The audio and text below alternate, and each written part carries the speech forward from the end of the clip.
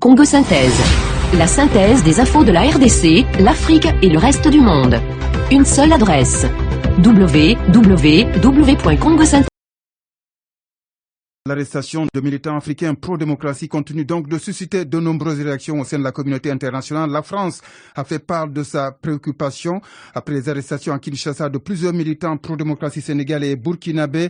Pour sa part, l'ambassade des États-Unis en RDC affirme avoir sponsorisé en partie l'événement qui vise, selon elle, à encourager la participation de la jeunesse congolaise au processus politique.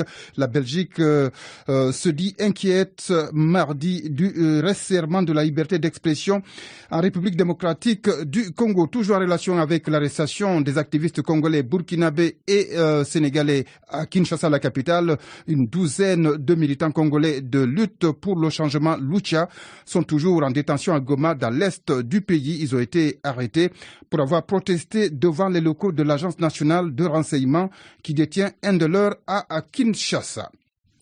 Bonsoir Amadou.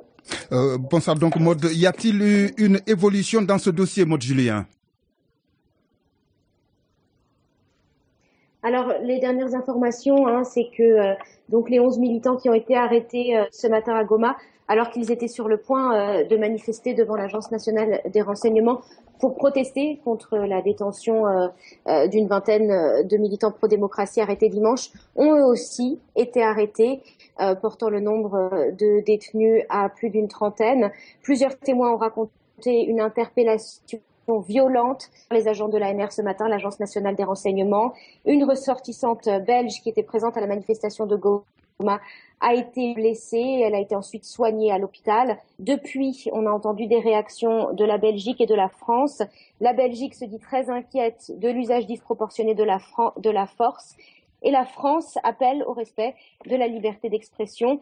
Ici à Kinshasa, plusieurs sources nous informent que des représentants diplomatiques ont pu voir les militants des groupes Y en a marre et Balai Citoyen du Sénégal et du Burkina Faso. Ils sont toujours détenus au siège de l'Agence nationale des renseignements ici à Kinshasa. Ils seraient en bonne santé. Côté gouvernement, Lambert Mende demande de laisser la justice faire son travail. Il continue d'assurer que les services de renseignement congolais ont de bonnes raisons de croire que ces militants sénégalais, burkinabés et congolais voulaient porter atteinte à la sûreté de l'État en se réunissant dans la capitale congolaise ce week-end.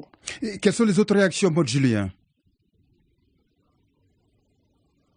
Alors, à part les réactions internationales, la société civile ici, plusieurs groupes de la société civile ont publié des communiqués appelant à la libération immédiate des militants. Tout à l'heure dans ce studio, j'ai reçu Rostin Moketa de l'ONG La Voix des Sans-Voix. Il s'inquiète de voir le climat se détériorer à l'approche de l'élection présidentielle de 2016. Il y a beaucoup d'enlèvements des personnes en République démocratique du Congo, beaucoup d'arrestations arbitraires, beaucoup de détentions illégales, beaucoup de sévices que les personnes arrêtées sont en train de subir.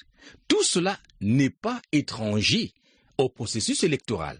Pourquoi? Parce qu'en réalité, la majorité au pouvoir ne veut pas de la démocratie, de l'alternance politique.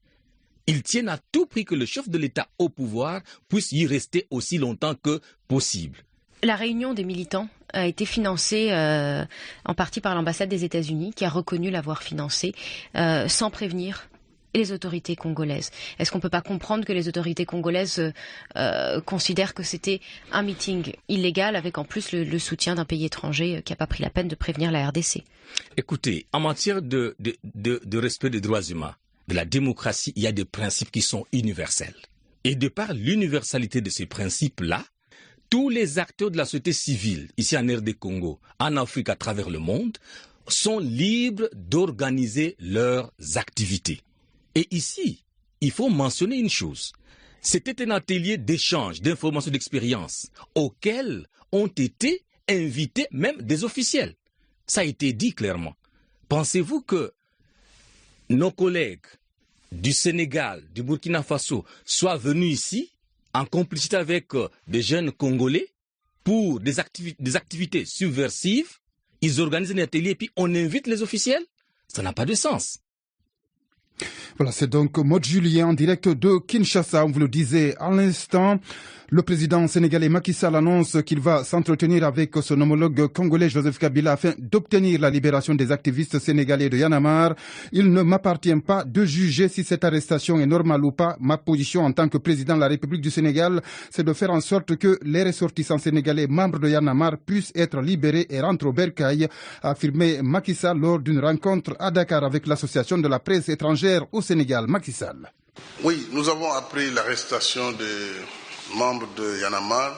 Évidemment, nous avons fait ce que nous devrions faire en tant qu'État, c'est de défendre nos ressortissants, quel que soit le lieu d'arrestation sur la planète Terre. Nous devons d'abord nous informer sur ce qui s'est passé et entrer en contact immédiatement avec les autorités ici de la RDC, à travers d'abord mon ministre des Affaires étrangères qui était à Doha, qui est entré en contact avec les autorités de Kinshasa. Il ne m'appartient pas de juger si c'est normal ou pas normal.